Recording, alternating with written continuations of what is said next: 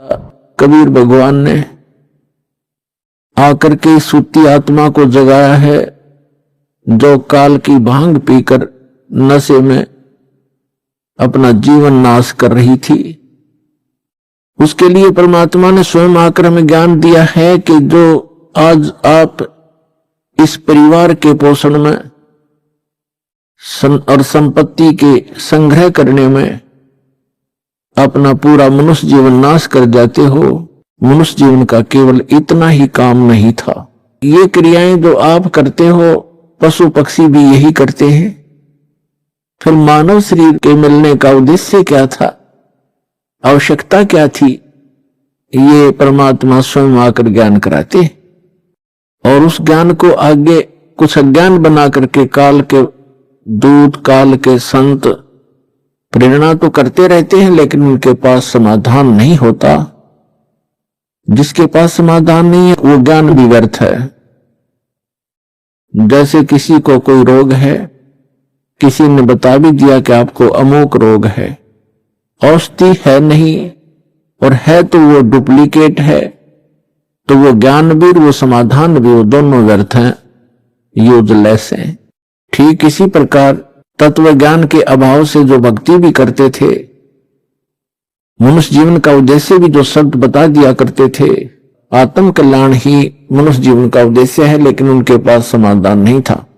तो परमात्मा ने आकर के समाधान भी बताया है और ये तत्व ज्ञान भी बताया है। क्या बताया है परमात्मा ने कि मात पिता मिल जाएंगे इस 184 माह, जहां भी आपका जन्म होगा, कुत्ते की योनि में जाओगे वहां भी माता पिता मिल जाएंगे, गधे की योनि में जाओगे वहां भी आपको माता पिता मिल जाएंगे,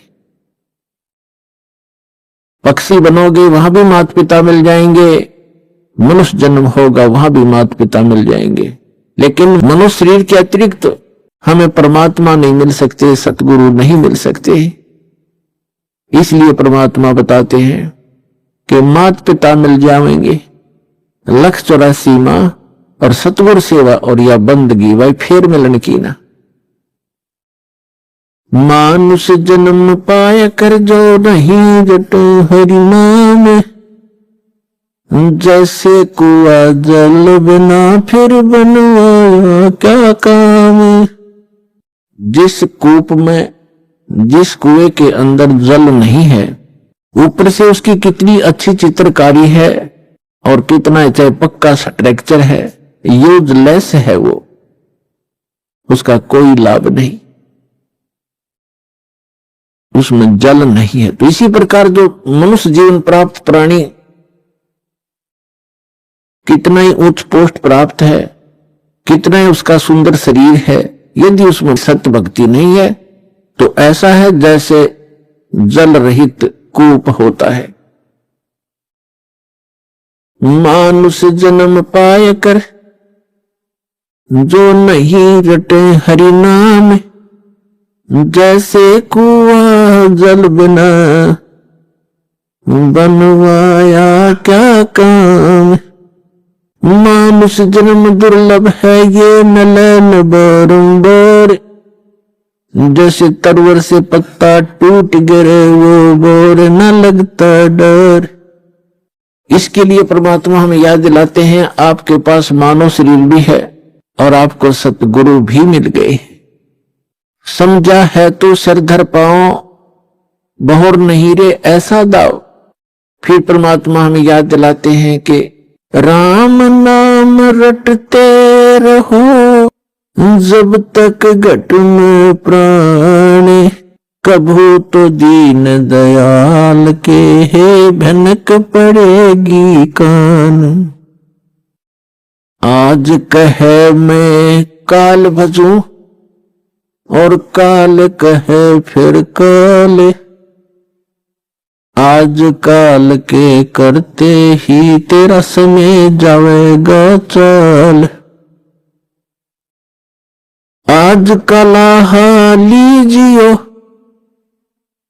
कल किसको होई, यो तन मट्टी में मिल है जाने सब कोई। काल करे सो आज करे, आज करे सो अब, पल में प्रलय हो जागी भाई फिर करोगे कब। आज कला हाली जियो कल किसको होई, ये तन माटी में मिले है जाने सब कोई। लखी करोड़ी चले गए बहु जोड़े खजाना, जातन चंदन लेपते सो धरे मसाना। अस्थि घोड़े पालकी दल बल बहु साजा, 1.25 संगी गए वो रावण से राजा। लखी करोड़ी चले गए बहु जोड़े खजाना, जातन चंदन लेपते सो धरे मसाना। अस्थि घोड़े पालकी दल बल बहु साजा, 1.25 संगी गए वो रावण से राजा। कुंभकर्ण से वीर थे वो लंका छत्रधारी, बिना नाम वंश डूबेगा नो समझावे नारी। विभीषण पद भेद दिया वो निर्गुण निर्वाणा, रावण दुई बिसारे रे तज गर्भ गुमान। बड़चक विकाल चक्कर पड़े जिन नाम बिसारा, कंस के सी चाणोर से धर बाल पछारा। हिरणा कुछ समझा नहीं प्रहलाद पढ़ावे, उधर विनाशा आन के तब कौन छुटावे। जरासंध से मारिया और सहसरा बाहु, ग्रह से गज छुटाइया निज नाम है साहू। दुशासन पर ले गए वो 71 भाई, दुर्योधन की देह को तन गीद ना खाई। सुख समरूप धरकर किन्नी कबीर सहाय, श्री कृष्ण को तो महिमा केवल दीनी है सतवाय। मोक्ष मुक्ति सतनाम से भजली जो सोई, अगम दीप सतलोक में तब बसा होई। 88 दीप में उत्पत्ति की खानी, दास गरीब सत भक्ति मिले तब स्थिर होत प्राणी। पुण्यात्मा धन्य आपके माता पिता जिनसे जन्म हुआ, क्योंकि अच्छी संतान अच्छे ही माता पिता को प्राप्त होती है। अच्छी संतान वही है जो भगवान से डरने वाले, परमात्मा की तरफ में भटकने वाले और बुराई से डरने वाले होते, वही अच्छी संतान होती, और वो अच्छे माता पिता से उनका जन्म हुआ करता है। तो ऐसे संस्कार आपको जो प्राप्त हैं, ये बहुत ही कम चांस है इस मानव जीवन में। आप बालक को आपको ज्ञान नहीं, ये दास इस मार्ग का मास्टर बना दिया कबीर भगवान ने। इस दास को मालूम है आपकी कितनी कीमत है, आप कितने पुण्यकर्मी प्राणी हैं, क्योंकि लाल को अपनी कीमत का स्वयं ज्ञान नहीं होता, जोड़ ही कीमत लगाता है।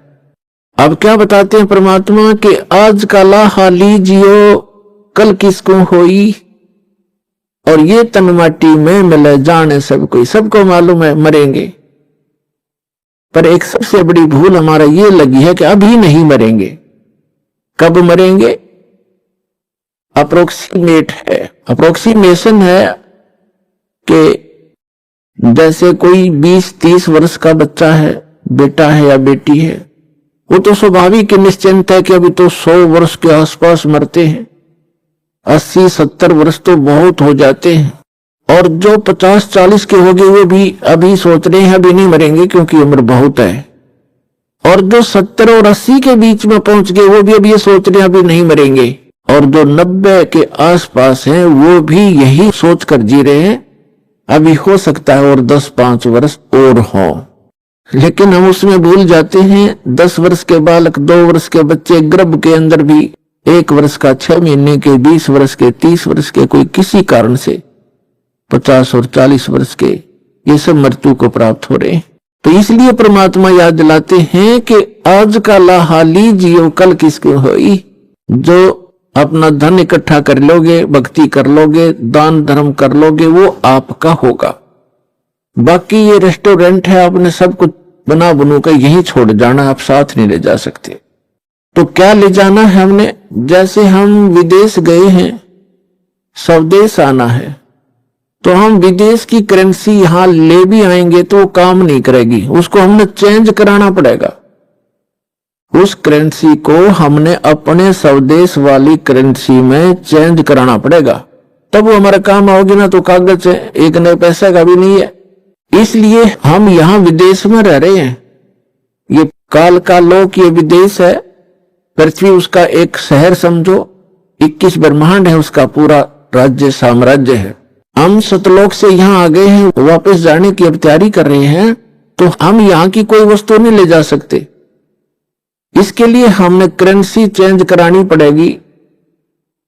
वो करेंसी कैसे चेंज होएगी? जैसे आप दान करोगे, वो दान फिर पैसा जो है वो दान में बदल जाएगा, और दान से फिर धर्म बनेगा, और धर्म बनकर आपकी किस्मत में लिखा जाएगा। उतना ही अकाउंट आपको उस अपने स्वदेश में मिलेगा।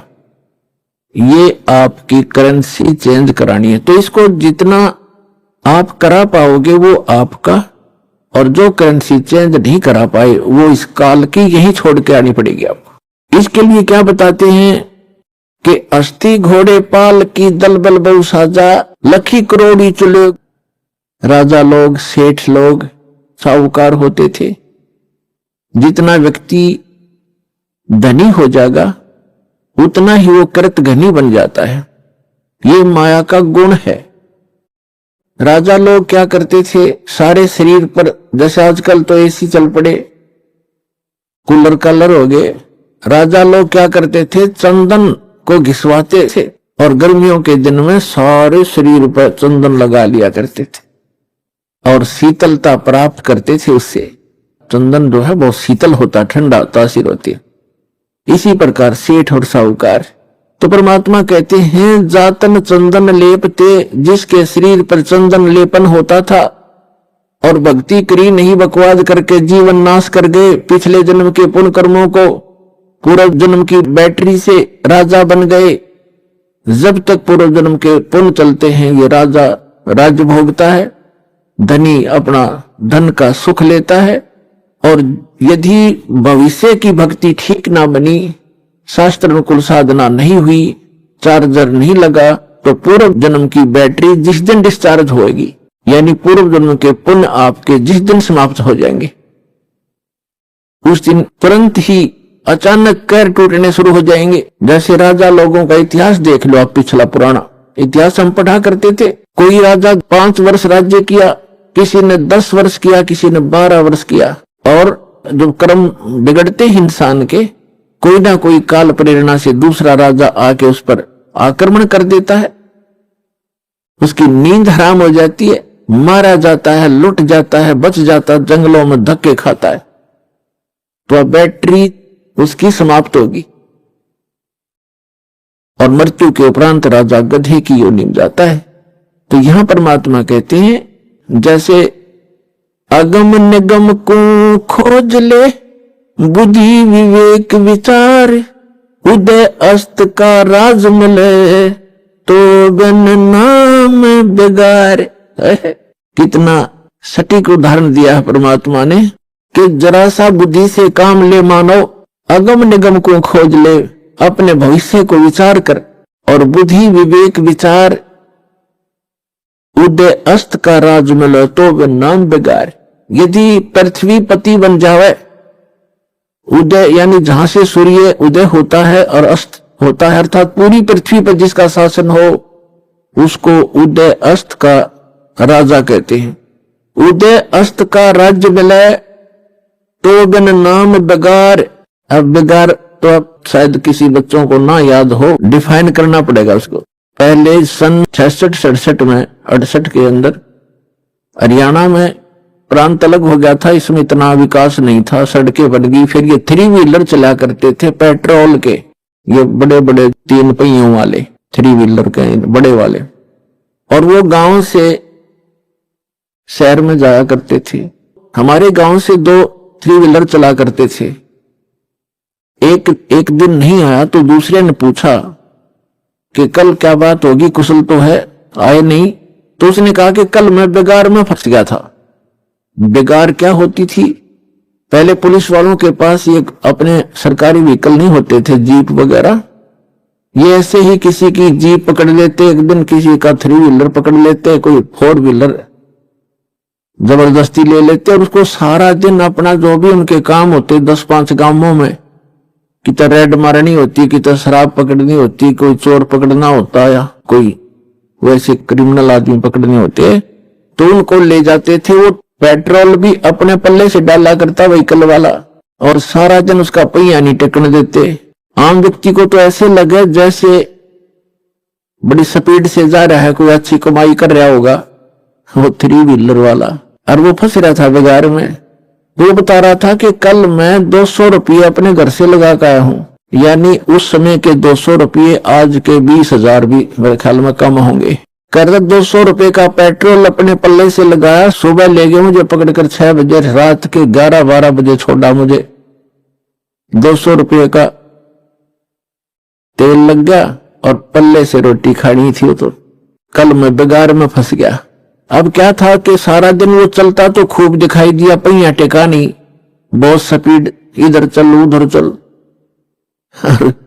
इनकम 1 नए पैसे की नहीं थी, खर्चा सारा का सारा था। इसको कहते हैं बेगार। तो जो राजा लोग या सेठ या अन्य कोई भी व्यक्ति समझो, अब जब राजा को ही लिया जाता है, बाकी अन्य नागरिक तो अपने आप अपने औकात से परिचित हो जाते हैं। जब राजा भी जो भक्ति नहीं करता, वो भी बिगाड़ कर रहा है, तो आम व्यक्ति भी उससे अपनी तुलना कर सकता है कि जो भक्ति नहीं करता और केवल माया जोड़ने में लाग रहा है, तो वो राजा पूर्व जन्म की जो पुण्य कर्मों की कमाई थी, उसके आधार से, उस पूंजी से उसके खूब ठाठ बाट दिखाई देते हैं, जय जयकार हो रही है, जहां जाते हैं माला डालने वाले और जयकार करने वाले हैं, बैंड बाजा बजाने वाले खूब है उसके आगे पीछे। और वो भोली आत्मा अपने पूर्व जन्म की वो बैटरी को, अपने पूर्व जन्म की कमाई को समाप्त कर रहा है। आगे चार्जर है नहीं, यानी भविष्य की भक्ति वो कर नहीं रहा, तो वो राजा बेगार कर रहा है, बेगार अपनी पूंजी को नाश कर रहा है और पल की चैन नहीं। तो यहां गरीबदास साहिब जी परमात्मा से प्राप्त ज्ञान के आधार से कहते हैं, अगम निगम को खोज ले, बुद्धि विवेक विचार, उदय अस्त का राज मिले, तो बिन नाम बेगार है। उन आत्माओं कलेजा हिल जाए इंसान का, जरा सा सोधी में हो, जरा सा भी विवेक रखता हो। हमारी बुद्धि पर पत्थर पड़ चुके हैं।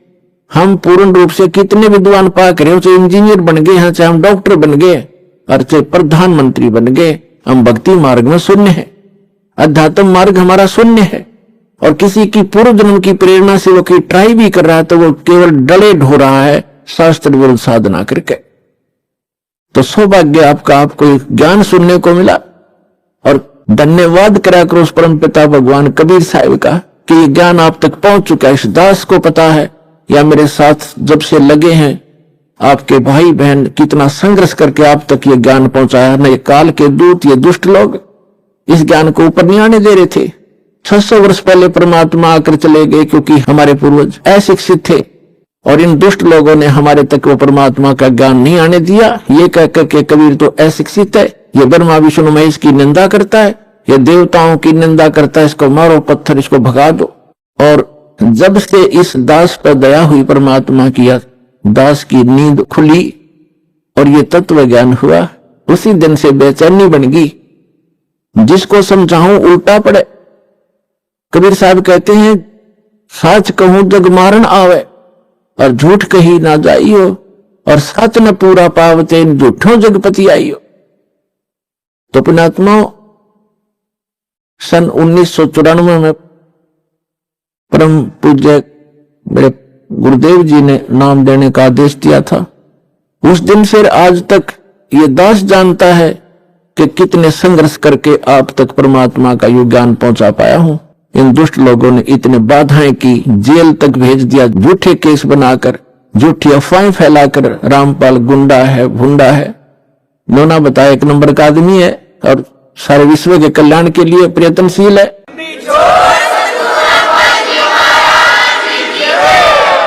तो पुण्यात्माओं, आप सभी का कर्तव्य बनता है अपने बहन भाइयों तक यह ज्ञान पहुंचाने का। इस मार्ग के अंदर सबसे पहला आपको सहनशील बनना पड़ेगा, क्योंकि ये ऐसा ज्ञान है जो भी सुनता एक बार उसमें तूफान आता ही आता है।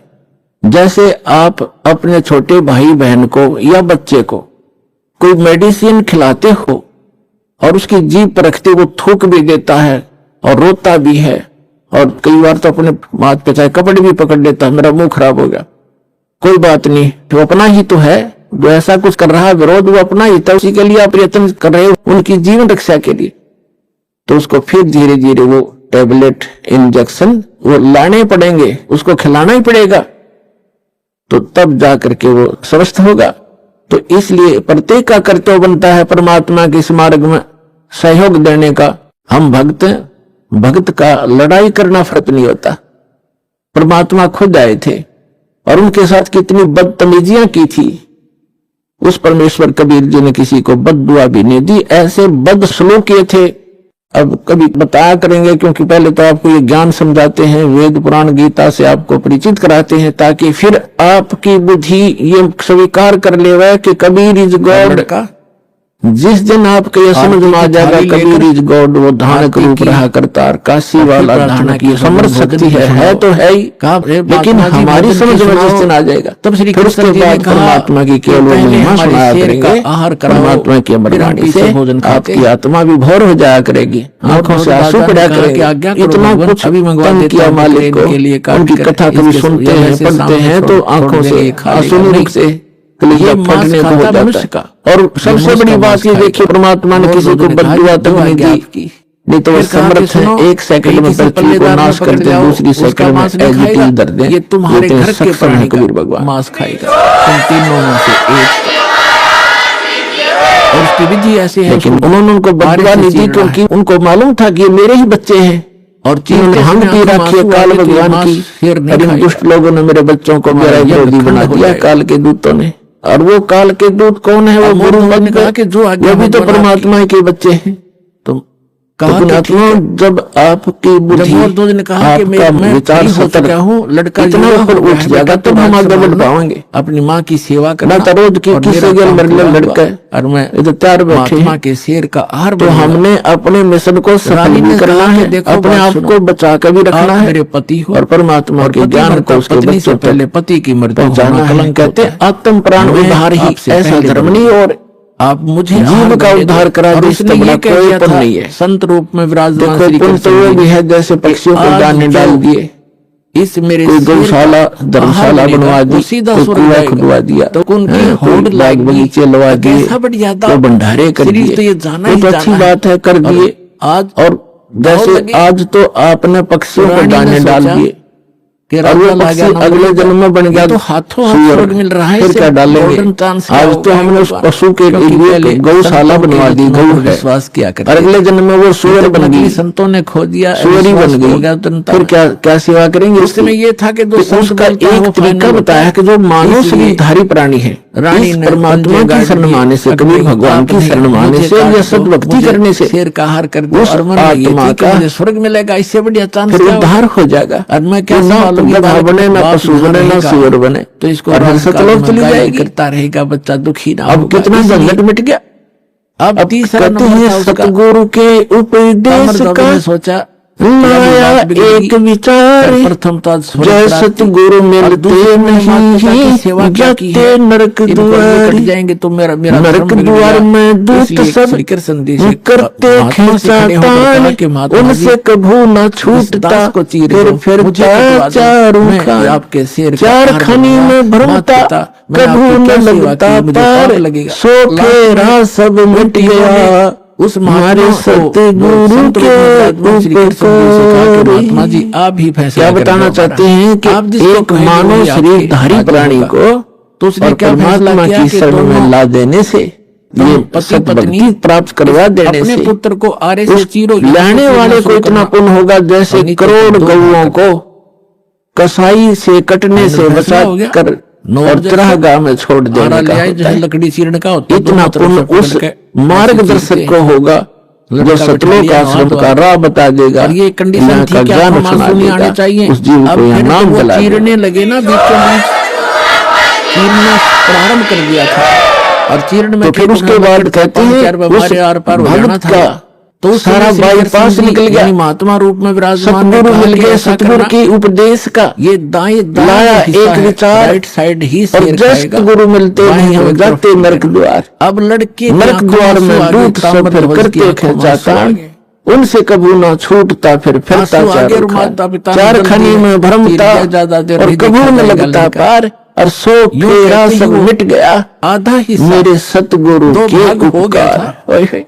तो फिर ना वो पशु बने, कृष्ण न पक्षी बने, भाई अब ना कोई ये और हमारा काम नहीं, नरक में जाए तो कितना बाईपास निकाल दिया परमात्मा ये रो रहा की कृपा से, उस सच्चे नाम से वो कितना बाईपास निकल गया। से आवाज आई कि इस प्रकार कहते हैं आत्म प्राण उद्धार ही महात्मा हो, अंतर ऐसा धर्म नहीं और इससे बड़ा कोई पुण्य नहीं प्राणी को। पुण्य तो और भी है, लेकिन अगर आप परोपकार करना चाहते हैं, आपके दिल में दया है प्राणियों के प्रति, तो मानव शरीरधारी प्राणी को परमात्मा की शरण प्राप्त करवा दे। बुरा वो भी नहीं है जैसे पक्षी है, अपने घर पर दाने डाल दो, कुत्ता आता है रोटी डाल दो, अपने ही घर पर डालो, विशेष स्थानों पर मत भटको, ये व्यर्थ है।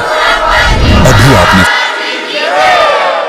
अब जब उसने जीवित कर दिया और कहा भाई मैं तो तुम्हारी परीक्षा लूं था बेटा, तुम सफल हो गए सारे, तो श्री कृष्ण ने कहा और कहा कि मांग ले मोर ध्वज, क्या मांगना चाहता है? तुझे स्वर्ग में भेज दूंगा और बहुत समय तक तेरा स्वर्ग का राज लिख दूंगा, इंद्र की पदवी दे दूंगा।